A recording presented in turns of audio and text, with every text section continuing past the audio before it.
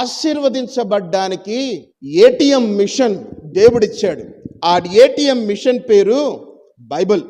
ఆ బైబిల్లో చాలా ఆశీర్వాదాలు ఉన్నాయి. ఆ బైబిల్లో ఉన్నటువంటి ఆశీర్వాదాలన్నీ సమకూర్చిన బ్యాంక్ పేరు తండ్రి అయిన దేవుడు. ఈ ఏటీఎం మిషన్ బైబిల్ అయితే ఆ బైబిల్లో ఉన్నటువంటి వాగ్దానాలు, ఆశీర్వాదాలన్నీ సమకూర్చిన వాడు తండ్రి అయినటువంటి దేవుడు. ఆ ఏటీఎం మిషన్లో ఉన్నటువంటి ఆశీర్వాదాలకు అర్హులు కావాలి అనంటే మన దగ్గర ఏటీఎం కార్డు ఉండాలి. ఆ ఏటీఎం కార్డు పేరు జీసస్ క్రైస్ట్. ఎంతమంది యేసుక్రీస్తు ప్రభుని నమ్ముకున్నారు? ఆ ఏటీఎం కార్డు ఎంతమంది దగ్గర ఉంది? యేసుక్రీస్తు ప్రభు కలువరి శిలువలో నా కోసం మరణించి తిరిగి లేచాడు. ఆయన రక్తము ద్వారా నా పాపములు కడగబడ్డాయి. నేను చావులో నుంచి బయటికి రావడానికి బాప్తీసం తీసుకున్నాను. నేను ఇప్పుడు చనిపోతే పరలోకానికి వెళ్తాను అనే నమ్మకం యేసు నామములోనే వస్తుంది.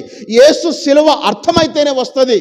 ఆ ఏటీఎం కార్డ్ నీ దగ్గర ఉంటే ఈ దేవుడు సిద్ధపరిచిన వాగ్దానాలు, దేవుడిచ్చినటువంటి ఆశీర్వాదాలనే ఏటీఎంలో యేసుక్రీస్తు ప్రభువు అనే ఏటీఎం కార్డు పెట్టిన తర్వాత ఇప్పుడు నొక్కాలి. ఏంటది? పాస్వర్డ్, రహస్యపు నంబర్ నువ్వు నొక్కితే ఆ ఏటీఎం మిషన్లో నుంచి తండ్రి అయినటువంటి దేవుడు ఏమేమి దాచిపెట్టాడో అవన్నీ డ్రా చేసుకోవడానికి వస్తుంది. ఇప్పుడు ఎంతమంది దగ్గర ఏటీఎం కార్డు ఉంది? యేసు నామము అనేటువంటి ఏటీఎం కార్డు నా దగ్గర ఉంది సార్. అయితే పాస్వర్డ్ ఈరోజు చెప్తా ఉన్నాను. ఆ పాస్వర్డ్ మీరు ఉపయోగించాలి మీ నిజ జీవితంలో. ఆ పాస్వర్డ్ పేరే 6వ వచనంలో చెప్తున్నాడు. గలతీలకు రాసిన పత్రిక 6వ అధ్యాయం 6వ వచనంలో చెప్తున్నాడు.